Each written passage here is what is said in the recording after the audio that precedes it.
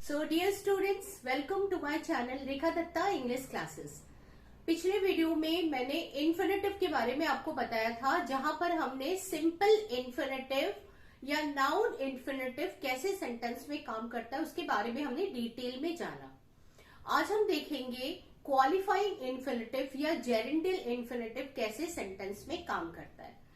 तो जैसे noun infinitive जो था या सिंपल इन्फिनेटिव, ये पूरी तरह से नाउन का काम करता है। जैसे जैसे नाउन सेंटेंस में काम करता है वैसे ही सिंपल इन्फिनेटिव या नाउन इन्फिनेटिव पूरा काम करता है। वो आप पिछले वीडियो को देखने के बाद ही इसी वीडियो को देखें। आज के वीडियो में हम देखेंगे कि इन्फिनेटिव जो है कैसे एडजेक्टिव और एडवर्ब का काम करता है सेंटेंस में। ठीक है, अच्छा पहले तो हम ये जान ले कि इस जेरेंडियल इन्फिनेटिव का मकसद क्या है। अब देखिए, जेरेंडियल इन्फिनेटिव जो है ये कॉज दिखाता है यानी कारण दिखाता है, रिजल्ट दिखाता है यानी जो है परिणाम दिखाता है। जेरेंडियल इन्फिनेटिव कॉज, पर्पस और रिजल्ट, ये तीन चीजें दिखाता है। याद रखिए, कारण, परिणाम और कॉज, पर्पस यानी उद्देश्य, कारण और परिणाम, ये तीनों चीजें दिखाती हैं। अच्छा, तो सबसे पहले देखिए कि कैसे। भाई आपको पता है कि किसी नाउन को डिस्क्राइब करने के लिए या मॉडिफाई करने के लिए एडजेक्टिव आता है सामने। एडजेक्टिव जो है नाउन को क्वालिफाई करता है, उसकी विशेषता बताता है, उसके बारे में कुछ एक्स्ट्रा इंफॉर्मेशन देता है। अच्छा ठीक है, एक एडजेक्टिव की विशेषता कौन बताता है? भाई नाउन की विशेषता तो एडजेक्टिव ने बता दी। एक एडजेक्टिव की विशेषता जो है वो एडवर्ब बताता है। ठीक है, और एक एडवर्ब की विशेषता जो है वो दूसरा एडवर्ब बताता है। चलिए कुछ सेंटेंस हम करके देख लेते हैं और उसके बाद इजी होगा हमें जो है जेरेंडियल इन्फिनेटिव या क्वालिफाइंग इन्फिनेटिव को समझना। ठीक है, अच्छा अगर मैंने यहां पे लिखा एक सेंटेंस कि सबसे पहले देखो मैंने लिखा टॉम इज अ लेथार्जिक गाय। अब बेटा लेथार्जिक का मतलब हो गया है कि जो आलसी होता है। ठीक है, टॉम इज अ लेथार्जिक गाय, तो यहां पर हम देख रहे हैं लेथार्जिक एक एडजेक्टिव है और गाय क्या है? नाउन है। ठीक है, तो हमने क्या देखा यहाँ पे? Tom is a lethargic guy, Tom एक आलसी लड़का है, तो यहाँ पे ये एडजेक्टिव हो गया जो इस नाउन की विशेषता बता रहा है। ठीक है, सिंपल सी बात है, जस्ट एक इंट्रोडक्शन देने के लिए मैंने ये किया। अब मैंने लिखा दूसरा कि टॉम इज वेरी लेथार्जिक। अब इस वर्ड को देखो बेटा, टॉम सब्जेक्ट हो गया, इस वर्ब हो गया, वेरी आपका एडवर्ब हो गया, लेथार्जिक आपका एडजेक्टिव हो गया। अब यहां पर जो है ये लेथार्जिक जो एडजेक्टिव है उसको मॉडिफाई कर रहा है ये एडवर्ब। ठीक है, कितना लेथार्जिक था, कितना आलसी था? वेरी लेथार्जिक, बहुत ज्यादा आलसी है। अब ये देखो, टॉम इज अ लेथार्जिक गाय। अब इसमें क्या था? टॉम एक आलसी लड़का है, टॉम के बारे में कहा गया कि एक आलसी लड़का है, तो ये एडजेक्टिव हो गया। अब टॉम एक लेथार्जिक लड़का तो है, लेकिन कितना लेथार्जिक है वो बताएगा एडवर्ब। ठीक है, अब तीसरा एग्जाम्पल देखो, यानी यहाँ पे हमने देखा कि नाउन की विशेषता एडजेक्टिव बताता है, किसी एडजेक्टिव को यानी उस एडजेक्टिव की इंटेंसिटी कितनी है उसके बारे में एडवर्ब बताता है। और अगर हमने बोला कि टॉम स्पोक फास्ट।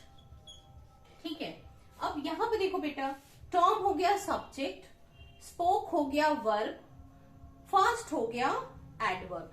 तो ये जो फास्ट एडवर्ब है बेटा, ये किसकी विशेषता बता रहा है? ये विशेषता नहीं बता रहा है, मतलब एक्स्ट्रा इंफॉर्मेशन दे रहा है इस वर्ब की। लेकिन यहां पर जो है हम एक और एडवर्ब लगा सकते हैं, टॉम स्पीक्स या स्पोक, जो भी आप ले लो, वेरी फास्ट। तो यहां पे मैंने क्या देखा, एक एडजेक्टिव जो है किसी नाउन की विशेषता बताता है, किसी एडजेक्टिव को विशेषता बताने के लिए, विशेषता मतलब उसकी इंटेंसिटी बताने के लिए एडवर्ब आता है, और किसी एडवर्ब की विशेषता बताने के लिए या एक्स्ट्रा इंफॉर्मेशन देने के लिए एक दूसरा एडवर्ब आता है। समझ में आ गया? इसी सेंटेंस को हम एक और तरीके से देखते हैं। अच्छा देखिए, मैंने 3 सेंटेंसेस लिखे हैं, थोड़ा सा आप समझ लीजिए, उसके बाद जो है हम आराम से समझेंगे कि इन्फिनेटिव कैसे जो है किसी सेंटेंस में एडजेक्टिव और एडवर्ब का काम करता है। अब यहाँ पे मैंने लिखा, देखिए, Tom is an active boy. अब बेटा इन्फिनेटिव यहाँ नहीं आ रहा है, यहाँ हम सिंपल बात कर रहे हैं कि कैसे कोई एडजेक्टिव नाउन को क्वालिफाई करता है, कोई एडवर्ब किसी एडजेक्टिव को और किसी दूसरे एडवर्ब को क्वालिफाई करता है। हम इसी के बारे में सिंपल बात कर रहे हैं, क्योंकि अभी हमें जो है इन्फिनेटिव के बारे में बात करना है, तो इसके पहले थोड़ा सा आपको बता दें।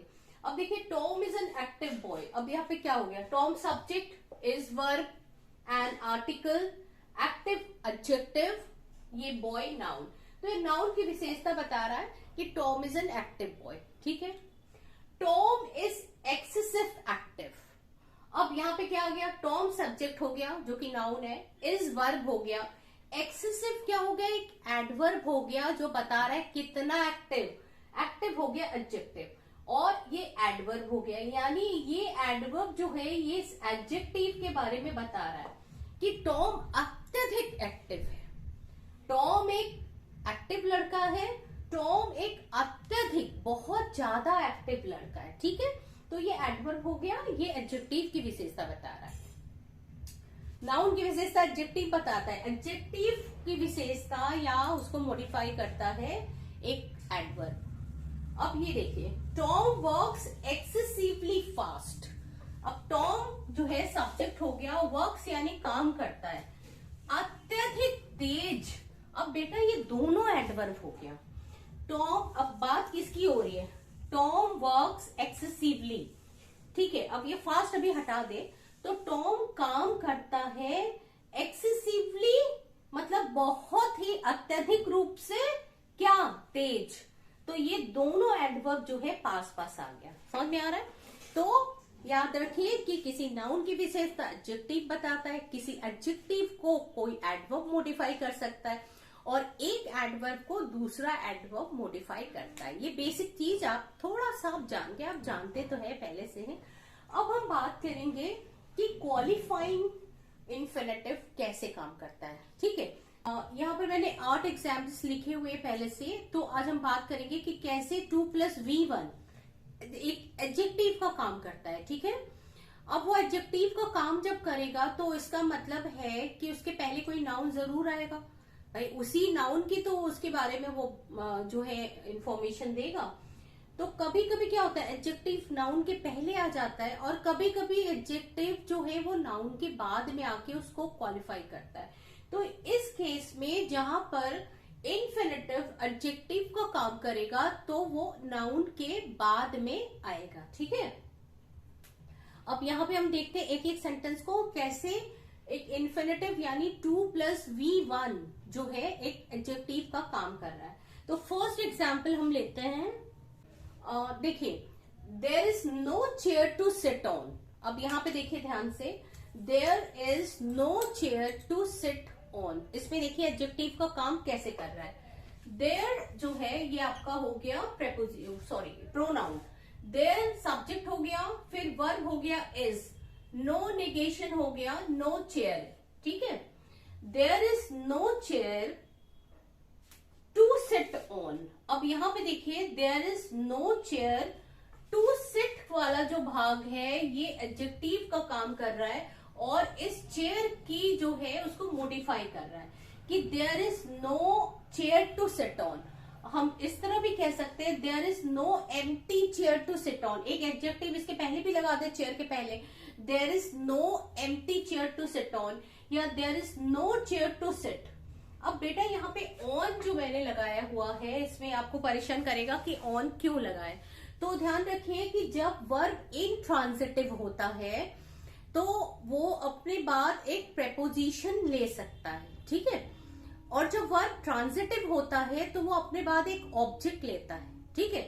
अब देखो मैंने यहाँ पे बोला there is no chair to sit on, तो यहाँ पे टू सिट एडजेक्टिव का काम कर रहा है और देयर इज जो वर्ब है, देयर इज नो चेयर, तो इसमें कोई ट्रांजिटिव वर्ब नहीं दिखाई पड़ रहा है, इनट्रांजिटिव वर्ब है जिसका कोई ऑब्जेक्ट नहीं है। तो there is no chair to sit on, तो यहाँ पे ऑन प्रेपोजिशन मैंने ये इसलिए लगाया क्योंकि वर्ब जो है इनट्रांजिटिव है, ठीक है। यहाँ पे इनट्रांजिटिव बिहेव कर रहा है, कोई ऑब्जेक्ट नहीं ले रहा है। There is no chair to sit on, ये ट्रांजिटिव वर्ब नहीं है, इनट्रांजिटिव का सेंटेंस है और इसीलिए यहाँ पे अपने प्रपोजिशन लगाया। हम इसको ना भी लगा सकते हैं, there is no chair to sit, ठीक है, लेकिन टू सिट ऑन लगा दिया, एक ऑन प्रेपोजिशन है जो इनट्रांजिटिव वर्ब में आता है। सेकंड देखिए, तो यहाँ पे हमने देखा कि ये हिंदी में क्या हो गया, बैठने के लिए कोई कुर्सी नहीं है, कोई चेयर बैठने के लिए नहीं है, तो इस चेयर को क्वालिफाई कर रहा है बैठने के लिए, कुर्सी बैठने के लिए, गिलास पानी पीने के लिए, समझ आ रहा है, किताब पढ़ने के लिए। तो कोई भी जो नाउन है वो और उसके बाद इन्फिनेटिव आता है तो जो है उस नाउन को क्वालिफाई करता है एक एडजेक्टिव के रूप में, ठीक है।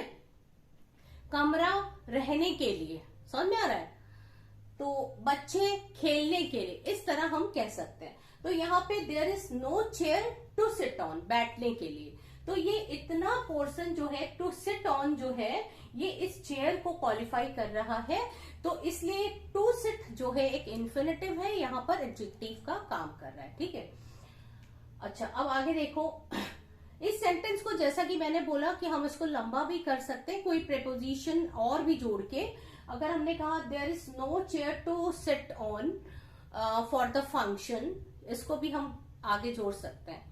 अब आगे देखिए, this is the person to meet, this is the person to meet.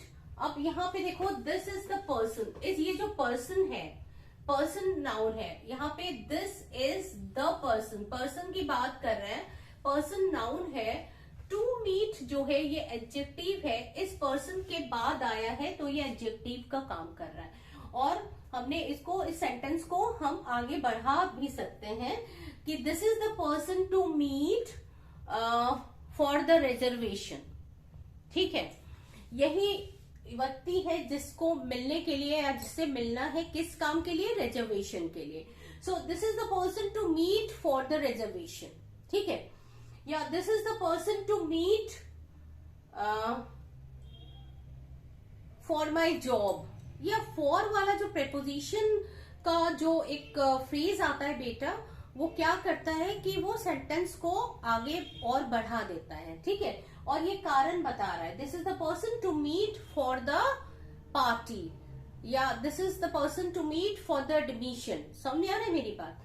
तो यहाँ पे आपको क्या देखना है कि अगर ये नाउन के बाद में टू मीट आ रहा है तो ये नाउन को क्वालिफाई कर रहा है और एडजेक्टिव का काम कर रहा है, ठीक है। तो यहाँ पे जेरेंडियल इन्फिनेटिव है।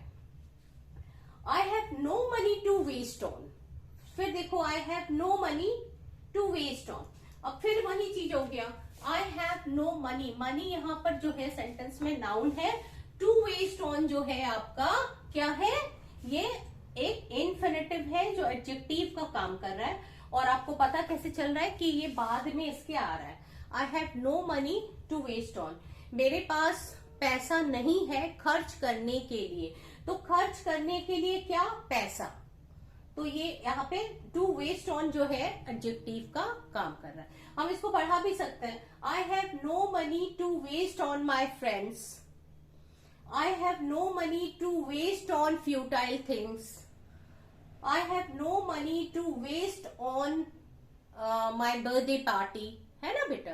तो ये हम बढ़ा भी सकते हैं। मेन हमारा क्या देखना है कि सेंटेंस में जो नाउन आया है और उसके बाद 2+V1 यहाँ पर एडजेक्टिव का काम कर रहा है, यानी उसको क्वालिफाई कर रहा है। This is the information to write. अब यहाँ पे देखो, दिस इज द इंफॉर्मेशन, यही वो सूचना है। अब ये इंफॉर्मेशन क्या हो गया, एक नाउन हो गया, और नाउन के बाद टू राइट जो है इन्फिनेटिव एडजेक्टिव का काम कर, यही वो सूचना है लिखने के लिए। समझ में आ रहा है? तो this is the information to write. अब इसको हम एक प्रेपोजिशन फ्रेज लगा के बढ़ा भी सकते हैं। This is the information to write on the board. ठीक है, अगर कोई स्कूल में कोई टीचर पढ़ा रही है और उसको प्रिंसिपल सर ने एक इन्फॉर्मेशन दिया और बोला यही वो इन्फॉर्मेशन है जिसको तुमको बोर्ड पे लिखना है, तो हम बढ़ा सकते हैं this is the information to write on the board. तो ध्यान देखिए, ये इन्फॉर्मेशन नाउन है सेंटेंस में, और उसके बाद 2+V1 यहाँ पर एडजेक्टिव का काम कर रहा है, इस इन्फॉर्मेशन को क्वालिफाई कर रहा है। ठीक है, यानी यही वो इन्फॉर्मेशन है लिखने के लिए। मेरे पास पैसा नहीं है खर्च करने के लिए, पैसा खर्च करने के लिए, इंफॉर्मेशन लिखने के लिए। This is the person to meet, ये आदमी मिलने के लिए, चेयर बैठने के लिए। समझ में आ रहा है बेटा? तो ये इस तरह काम करता है। आगे देखते हैं, this is the house to let. भाई आपने देखा होगा कई जगह लिखा होता है टू लेट। टू लेट का मतलब है खाली है, कोई भी दुकान है, कोई भी कमरा जब लिया जाता है किराए में तो उसके ऊपर लिख दिया जाता है टू लेट। अब ये हाउस टू लेट का मतलब क्या हुआ? हाउस टू लेट मतलब घर की बात हो रही है और किराए के लिए। यही वो कमरा है, घर है, सॉरी कमरा नहीं, यही वो घर है किराए के लिए। तो बेटा नाउन के बाद यहाँ पे 2+V1 जो है इन्फिनिटिव एडजेक्टिव का काम कर रहा है और इस नाउन की विशेषता बता रहा है या उसके बारे में एक्स्ट्रा इंफॉर्मेशन दे रहा है कि ये मकान जो है किराए पर देने के लिए तैयार है। This is the house to let, this is the shop to let. ठीक है, I have no time to make your project. अब यहाँ पे देखिए, I have no time, I have no time. Time क्या हो गया बेटा? नाउन हो गया।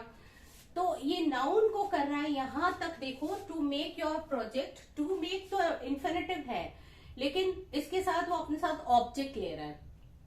अगर मैं कहूं I have no time to make, तो उसके बाद मैं योर प्रोजेक्ट अगर ना लिखूं तो ये हमें इंफॉर्मेशन नहीं दे रहा है पूरा पूरा। I have no time to make your project, यानी यहां पर इन्फिनिटिव फ्रेज के रूप में आया है और इस नाउन को यानी टाइम को क्वालिफाई कर रहा है। ठीक है, और इसमें हम प्रेपोजिशन फ्रेज लगा के और भी लंबा कर सकते हैं, जैसे I have now no time to make your project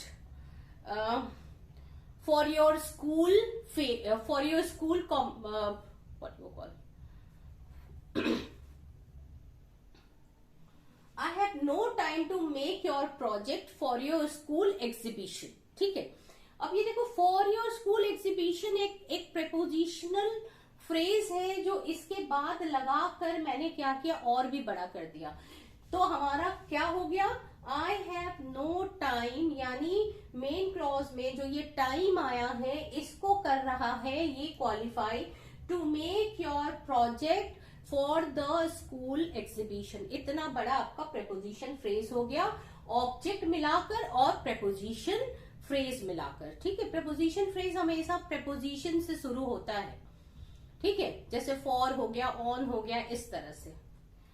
I have a house to sell, मेरे पास एक मकान है बेचने के लिए। I have a house to sell. अब यहां पे देखो, I have a house, house क्या हो गया आपका? नाउन हो गया। टू सेल आपका इन्फिनिटिव हो गया। तो अब इसको हम बढ़ा सकते हैं, I have a house to sell. अब आप इसको एक प्रेपोजिशन फ्रेज लगा सकते हैं, I have a house to sell in my village। I have a house to sell in my village।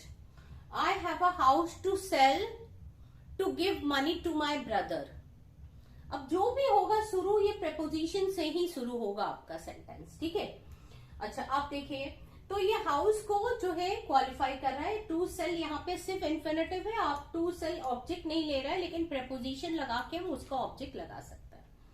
I don't have any magazine to prepare the article। मेरे पास कोई magazine नहीं है जिससे मैं आर्टिकल को तैयार कर सकूं। तो I don't have any magazine, ये मैगजीन नाउन हो गया। और to prepare what? The article। To prepare, अगर मैं कहूं I don't have any magazine to prepare, तो क्वेश्चन उठता है क्या? To prepare the article. I don't have any magazine to prepare the article. ठीक है, अब इसको आप चाहे तो बढ़ा सकते हैं, I don't have any magazine to prepare the article for school magazine, इसको भी आप बढ़ा सकते हैं। ठीक है, तो ये हो गया कि किस तरह से इन्फिनेटिव किसी नाउन के बाद आके सिर्फ अकेला आ सकता है, कभी ऑब्जेक्ट के साथ आ सकता है, और कभी कभी प्रेपोजिशन फ्रेज के साथ भी आके वो मेन सेंटेंस में जो नाउन है उसको डिस्क्राइब करता है एडजेक्टिव की तरह। ठीक है, अच्छा अब देखिए कि दूसरे स्लाइड में हम देखने जा रहे हैं कि कैसे जो है कोई इन्फिनेटिव किसी एडजेक्टिव को मॉडिफाई करता है। यहाँ पर मैंने 7 एग्जाम्पल्स लिखे हुए हैं। चलिए बात करते हैं कि एक एडजेक्टिव को कौन मॉडिफाई करता है? एक एडवर्ब करता है ना। तो ज्यादातर क्या होता है कि जब हम रियल कोई एडजेक्टिव को एडवर्ब से उसको मॉडिफाई होता है तो ज्यादातर वो पहले आता है उसके। जैसे शी इज वेरी ब्यूटिफुल, अब देखिए she subject is verb, very हो गया आपका एडवर्ब, ब्यूटीफुल हो गया आपका एडजेक्टिव। तो एडजेक्टिव के पहले जो है कोई एडवर्ब आके उसकी जो है किसी काम के करने की इंटेंसिटी या उसके जो है डिग्री को बताता है, कितनी सुंदर है, बहुत सुंदर है। ठीक है, लेकिन जब इन्फिनेटिव 2+V1 आता है तो वो एडजेक्टिव के पहले ना आकर उसके तुरंत बाद में आता है। जैसे मैंने आपको बताया था कि किसी नाउन को एडजेक्टिव जो है इसके पहले वाले स्लाइड में बाद में इन्फिनेटिव के रूप में आया है, सेम वे कोई एडवर्ब जो है वो किसी एडजेक्टिव के बाद में आकर उसकी डिग्री को बताता है कि कितना है या किस सीमा तक या उसकी लिमिट क्या है। अब देखिए यहां पे I was worried to hear the truth या टू हियर द न्यूज। अब यहां पे देखिए इस सेंटेंस में आई सब्जेक्ट हो गया आपका। ठीक है, आई सब्जेक्ट हो गया, वॉज क्या हो गया आपका? Verb. I was worried, worried क्या हो गया आपका? एडजेक्टिव। एक एडजेक्टिव को हम दूसरे एडजेक्टिव से रिप्लेस कर सकते हैं। I was happy, I was nervous, I was shocked, I was worried, I was, कुछ भी आप इसमें कोई भी एडजेक्टिव को लगा सकते हैं।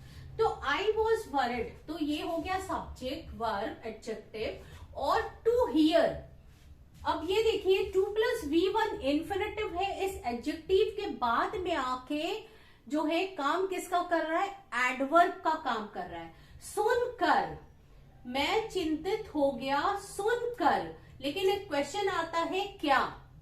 तो I was worried to hear the news. अब देखो ये जो इन्फिनेटिव है, मैंने पहले भी बोला था, इसके पहले वाला वीडियो देखिएगा कि इन्फिनेटिव बाय नेचर तो वर्ब से बनता है, तो अपने साथ एक ऑब्जेक्ट ले सकता है और लेता है।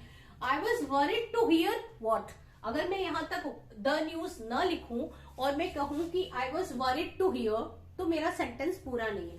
यानी कि हमें जो है एक ऑब्जेक्ट की जरूरत पड़ेगी। I was worried to hear the news. ठीक है, मैं चिंता में पड़ गया न्यूज को सुनकर, आई वॉज वरिड, या I am worried to hear the news. अब इसको आप प्रेजेंट भी कर सकते हैं, ज्यादा बेटर होगा। I am worried to hear the news, मैं न्यूज को सुनकर, जो मैंने अभी सुना है, मैं बहुत वरिड हूं। अब इस सेंटेंस को आप प्रेपोजिशन फ्रेज से बढ़ा सकते हैं। कैसे? I was worried to hear the news of your father's demise, I was worried to hear the news of your accident. ठीक है, तो ये ऑफ योर एक्सीडेंट तो है, और भी एक्स्ट्रा जानकारी देगा, और ये जो आपका इन्फिनेटिव फ्रेज, एडवर्ब फ्रेज है, उसको और लंबा बना देगा। ठीक है, यानी इस वरिड को क्वालिफाई करेगा, जो कि एक एडजेक्टिव है। नेक्स्ट देखिए, it is too cold to go out. अब यहां पे जो है इट आपका हो गया सब्जेक्ट, ठीक है, प्रोनाउन। इज हो गया वर्ब। टू बेटा एक एडवर्ब है जो इस एडजेक्टिव को बता रहा है। देखो बेटा एक चीज ध्यान दीजिए, ये कोल्ड एडजेक्टिव है, ठंडा, और इसके पहले एक रियल वाला एडजेक्टिव आ गया, टू कोल्ड, कितना ठंडा, it is too cold to go out. अब ये टू गो आउट एक इन्फिनेटिव फ्रेज है जो इस एडजेक्टिव के बारे में बता रहा है, ये बहुत ठंडा है बाहर जाने के लिए। समझ में आ रहा है?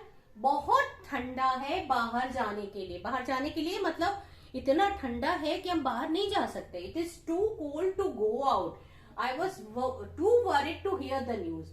मैं चिंता में थी न्यूज को सुनकर। इतना ठंडा है कि हम बाहर जाने के लिए बहुत ठंडा है। तो याद रखिए कि ये एडजेक्टिव के बाद आया है, तो यहाँ पे ये एडवर्ब फ्रेज का काम कर रहा है। ठीक है, टू गो आउट।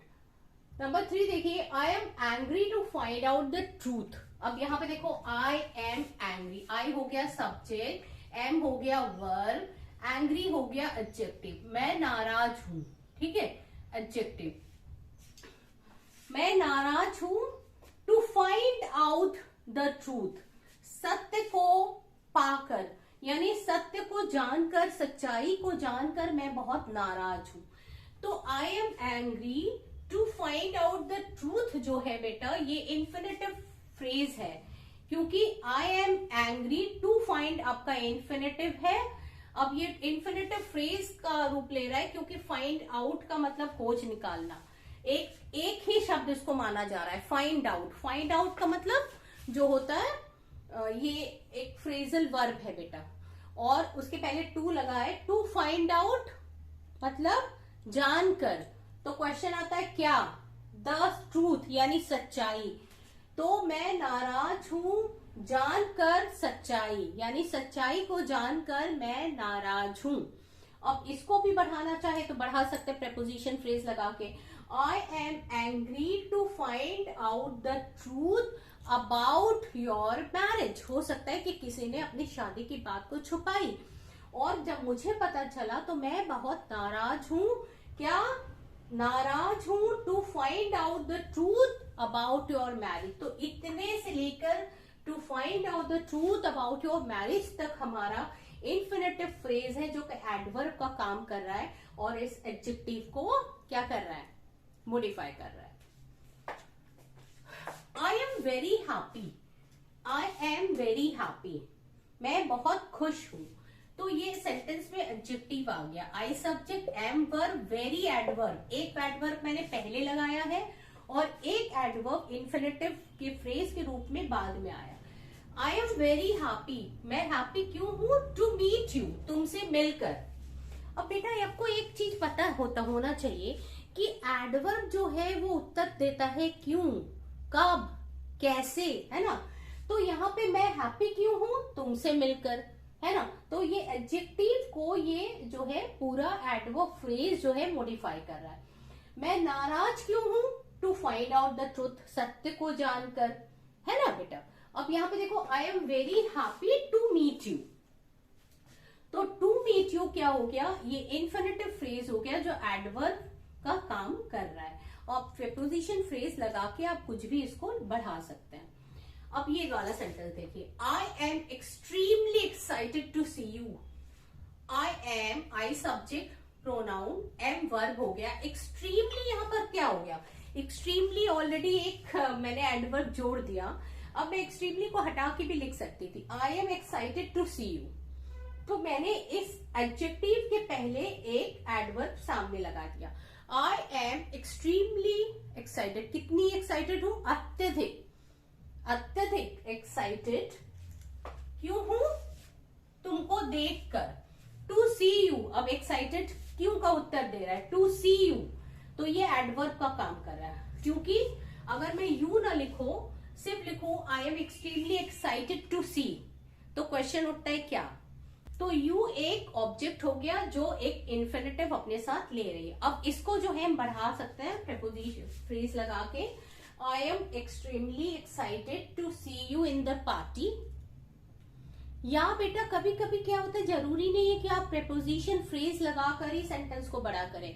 आप क्लॉजेस भी लगा सकते हैं, सबऑर्डिनेट क्लॉजेस, जो कि बिकॉज से शुरू होता है, सिंस से शुरू होता है, एज से शुरू होता है। तो आप ये कह सकते हैं, I am extremely excited to see you because I am meeting you after a long period of time, है ना, because I am meeting you after a long period of time, after meeting. अब देखो बेटा, sentence को analysis करना जो है ये आपको तभी आएगा जब आप सेंटेंस की बेसिक चीजों को जानेंगे। हम इसको, I am extremely excited to see you because you are my friend, because you are my friend.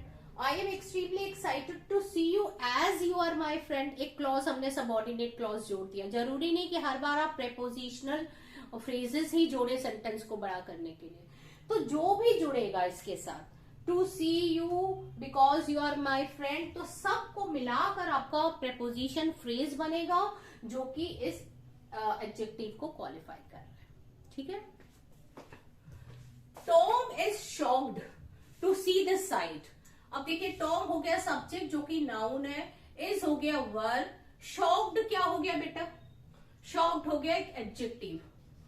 Tom is shocked, अब क्यों का उत्तर ये दे रहा है, टू सी देखकर। टॉम इज शॉक्ड टू सी क्या, अब ये ऐड उसका ऑब्जेक्ट हो गया द साइट। टॉम जो है शॉक्ड हो गया देखकर उस दृश्य को, जबकि जब हम इंग्लिश में बनाते हैं तो पहले सब्जेक्ट टॉम हो गया शॉक्ड, टॉम शॉक्ड है देखकर उस दृश्य को। लेकिन जब हम हिंदी में बोलते हैं तो हम कहेंगे टॉम जो है उस दृश्य को देखकर शॉक्ड हो गया, या टॉम शॉक्ड हो गया उस दृश्य को देखकर, है ना। तो इसको भी हम बढ़ा सकते हैं, Tom is shocked to see the sight because he is a patient. एक चलो क्लॉज जोड़ दिया हमारे ने। अगर क्लॉज ना जोड़े, प्रेपोजिशन फ्रेज जोड़े, तो हम कह सकते हैं Tom is shocked to see the sight of the accident, है ना। तो यहां पे बेटा याद रखो कि चाहे आप प्रेपोजिशन फ्रेज जोड़ो ये इन्फिनेटिव के बाद, चाहे ऑब्जेक्ट खाली रहे, चाहे आपका फ्रेज प्रेपोजिशनल रहे, चाहे आपका कोई क्लॉजेस रहे, सारी चीजें मिलाकर आपका एक इन्फिनेटिव फ्रेज बनेगा जो इस मेन सेंटेंस में आए हुए इस एडजेक्टिव को मॉडिफाई कर रहा होगा, एडवर्ब का काम करेगा। It is difficult to solve the problem. It subject is verb, difficult हो गया आपका adjective. It is difficult to solve the problem. अब ये देखो, टू सॉल्व क्या हो गया, इन्फिनेटिव हो गया।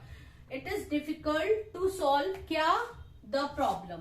ठीक है, ये इन्फिनेटिव, ये आपका ऑब्जेक्ट हो गया। It is difficult to solve the problem because the sum is very tough. ये मैंने एक क्लॉज जोड़ दिया। या it is difficult to solve the problem of, या from this book. It is difficult to solve the problems from this book, यानी इस किताब से जो प्रॉब्लम्स है उसको सॉल्व करना बहुत डिफिकल्ट है। तो हमको क्या देखना है, डिफिकल्ट जो एडजेक्टिव आया है उसको ये इन्फिनेटिव फ्रेज जो है मॉडिफाई कर रहा है, यानी एक एडवर्ब के रूप में। ये तो चलो पहले वाला क्या बताया, नाउन को मॉडिफाई करता है कौन, एडजेक्टिव करता है। एक एडजेक्टिव को मॉडिफाई कौन करता है, एडवर्ब करता है। और हम देखेंगे किसी वर्ब को कौन मॉडिफाई करता है। वर्ब को मॉडिफाई करने का काम किसको होता है, एक एडवर्ब को होता है ना। तो देखते हैं कैसे। अब यहाँ पे मैंने 5 एग्जाम्पल्स लिखे जिसमें हम बताएंगे कि इन्फिनेटिव कैसे एडवर्ब का काम करता है और सेंटेंस में आए हुए किसी वर्ब को मॉडिफाई करता है। जैसे सिंपली देखो, एक वर्ब को मॉडिफाई कौन करता है, एक एडवर्ब करता है। कैसे, अगर हमने बोला ही स्पोक, वो बोला, या ही सिंग्स, वो गाता है, स्वीटली, तो ये एडवर्ब हो गया। यानी किसी सेंटेंस के में वर्ब को मॉडिफाई करने के लिए एडवर्ब काम करता है। सेम वे अब यहाँ पे देखेंगे 2 + V1 इन्फिनेटिव कैसे एडवर्ब का काम करता है और किसी वर्ब को मॉडिफाई करता है। He called me to give an information। अब इसमें देखो, he called me, उसने मुझे बुलाया, to give an information। अब इस सेंटेंस को देखिए, he हो गया सब्जेक्ट, called हो गया वर्ब, ठीक है, called हो गया आपका वर्ब। he called, उसने बुलाया।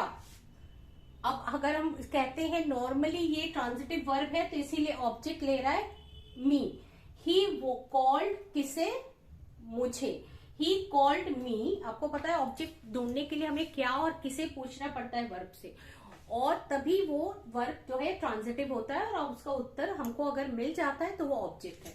ही कॉल्ड मी, मी यहाँ पे एक प्रोनाउन है जो ऑब्जेक्ट का काम कर रहा है। टू गिव एन इंफॉर्मेशन, अब यहाँ पे टू गिव क्या है, एक इन्फिनेटिव है जो यहाँ पे इस वर्ब को मॉडिफाई कर रहा है। उसने बुलाया, अब देखो क्यों का उत्तर आपको पता है, एडवर्ब हमेशा क्यों, कब, कैसे का उत्तर देता है। तो उसने मुझे बुलाया देने के लिए, अब क्या, तो इन्फिनेटिव ने भी एक ऑब्जेक्ट लिया, an information. He called me to give an information, अब यहां से आपका टू गिव हो गया आपका इन्फिनेटिव और ये अपने साथ ऑब्जेक्ट ले रहा है तो हो गया an information object. He called me to give an information, यहाँ पे टू गिव जो है इस सेंटेंस में आए हुए वर्ब को मॉडिफाई कर रहा है। अब इसको हम चाहे जितना बढ़ा दें, he called me to give an information about his job, he called me to give an information because he is a spy, है ना। अब चाहे आप क्लॉज जोड़िए, चाहे आप एक प्रपोजिशनल फ्रेज जोड़े, आप इसको जितना चाहे लंबा बना सकते हैं, लेकिन ये काम करेगा सिर्फ इस वर्ब को मॉडिफाई करने का, यानी इन्फिनेटिव एक ऑब्जेक्ट ले रहा है, साथ ही आप चाहे उसमें क्लॉज जोड़े, चाहे प्रपोजिशन फ्रेज जोड़े। दूसरा वाला देखिए, I went there to decorate the hall, मैं वहां पर गया हॉल को डेकोरेट करने के लिए। तो आई हो गया सब्जेक्ट, प्रोनाउन है, वेंट हो गया वर्ब। आई वेंट देयर, अब ये बेटा देयर जो है आई वेंट अपने साथ ऑब्जेक्ट नहीं ले रहा है। आई वेंट अगर मैं बोलूंगी तो क्या और किसे के उत्तर में नहीं बोला, आई वेंट क्या थोड़ी होता है और ना ही आई वेंट किसे होता है, लेकिन कहाँ हो सकता है, तो ये एडवर्ब हो गया। देयर मतलब एडवर्ब, मैं गया वहां, कहा वहां। अब यहां पे देखो ये क्यों का उत्तर दे रहा है, टू डेकोरेट द मॉल, मैंने आपको बताया था इन्फिनेटिव 2 + V1 कब, कहा, क्यों का उत्तर देता है, तो यहाँ क्यों का उत्तर दे रहा है। टू डेकोरेट, टू डेकोरेट अगर हम सिर्फ बोले तो भी हमारा आंसर नहीं मिल रहा है। टू डेकोरेट क्या, द मॉल। तो I went there subject verb एक एडवर्ब, उसके बाद infinitive to decorate, I went there to decorate. अगर किसी ने मुझसे पूछा तुम वहां क्यों गए थे, अरे I went there to decorate ना, लेकिन मेरा सेंटेंस अधूरा है जब तक हम एक ऑब्जेक्ट न जोड़े। I went there to decorate the mall, I went there to decorate the hall, I went there to decorate the room, I went there to decorate the lobby. तो एक जो है ऑब्जेक्ट जरूर ले रहा है। तो I went there to decorate the hall, ठीक है बेटा। अब इसको जो है आप चाहे बढ़ाए चाहे ना बढ़ाए, I went there to decorate the hall for the birthday party, आप इसको एक जो है प्रीपोजिशनल फ्रेज बढ़ा सकते हैं, आप एक क्लॉज भी लगा सकते हैं। I went there to decorate the hall because no one was there, या I went to decorate the hall because the decorator did not come. ये एक देखो, एक कोई भी आप जो है इसमें क्लॉजेस लगा सकते हैं या फ्रेजेस लगा सकते हैं। आगे देखिए, he came to see the sports, he subject हो गया, केम वर्ब हो गया, वो आया, है ना, वो आया। क्या किसे उत्तर नहीं दे रहा है, कोई भी एडवर्ब, हमारे पास कोई ऑब्जेक्ट नहीं है, लेकिन क्यों का उत्तर हमको मिल रहा है, टू सी द स्पोर्ट्स। और क्यों का उत्तर हमेशा कौन देता है, एडवर्ब देता है। ही केम टू सी, अगर हम सिर्फ इसको बोले, देखो ये इन्फिनेटिव अपने साथ एक ऑब्जेक्ट ले रहा है, अगर मैंने सिर्फ बोला ही केम टू सी, तो क्वेश्चन उठता है क्या, he came to see the sports, he came to see the fair, he came to see the library, he came to see the exhibition, कुछ भी हम जोड़ सकते हैं। अब आगे आप चाहे जितना जोड़े, he came to see the sports in my city, आगे मैंने एक preposition phrase जोड़ दिया। Tom wept to see the plight of the poor, Tom subject, noun, wept verb, Tom wept. अब देखो टॉम वेप्ट अगर मैं बोलती हूँ तो क्या किसे कोई ऑब्जेक्ट नहीं ले रहा है, टॉम वेप्ट क्या वेप्ट नहीं, किसे वेप्ट नहीं, क्यों का उत्तर आ रहा है, क्यों का उत्तर कौन देगा, एडवर्ब देगा। तो यहां से टू सी, टॉम रोया क्यों देखकर, क्या, the plight of the poor, ये पूरा का पूरा ऑब्जेक्ट ले रहा है बेटा। प्लाइट ऑफ द पुअर मतलब जो है गरीबों की दुख देखकर, टॉम रोया देखकर, क्या, प्लाइट ऑफ द पुअर, किसका दुख देखकर, गरीबों का दुख देखकर। आगे देखो, he loved to watch the movie, he subject हो गया pronoun, loved verb, he loved, फिर इसमें जो है फिर भी क्यों का उत्तर आ रहा है। he loved वो हंसा, क्या किसे नहीं आ रहा है, ऑब्जेक्ट नहीं ले रहा है, सीधा सीधा इन्फिनेटिव आ रहा है। he loved to watch अगर हम सिर्फ बोले, यानी सब्जेक्ट वर्ब और सिर्फ इन्फिनेटिव बोले, he loved to watch, question आता है क्या, he loved to watch the movie, ठीक है। अब इसको चाहे जितना जोड़ दो आप, he loved to watch the movie because, अब because चाहे लगा दो, because he was sad, वो दुखी था इसलिए जो है मूवी देखकर वो हंसा, या he loved to see to watch the movie of an old comedian, ये भी आप कर सकते हैं। तो ये हो गया हमारा जो है इन्फिनेटिव कैसे किसी सेंटेंस में एक एडजेक्टिव का और किसी वर्ब को मॉडिफाई करता है, किसी नाउन को मॉडिफाई कर रहा है, और कैसे किसी दूसरे जो है एडवर्ब को मॉडिफाई कर रहा है, हमने यहाँ पर देखा, ठीक है। तो उम्मीद है आपको मेरा वीडियो पसंद आता है। लिख के बताइए क्या प्रॉब्लम है, क्या कमी है, तो उसको मैं पूरा करूंगी। Thank you so much.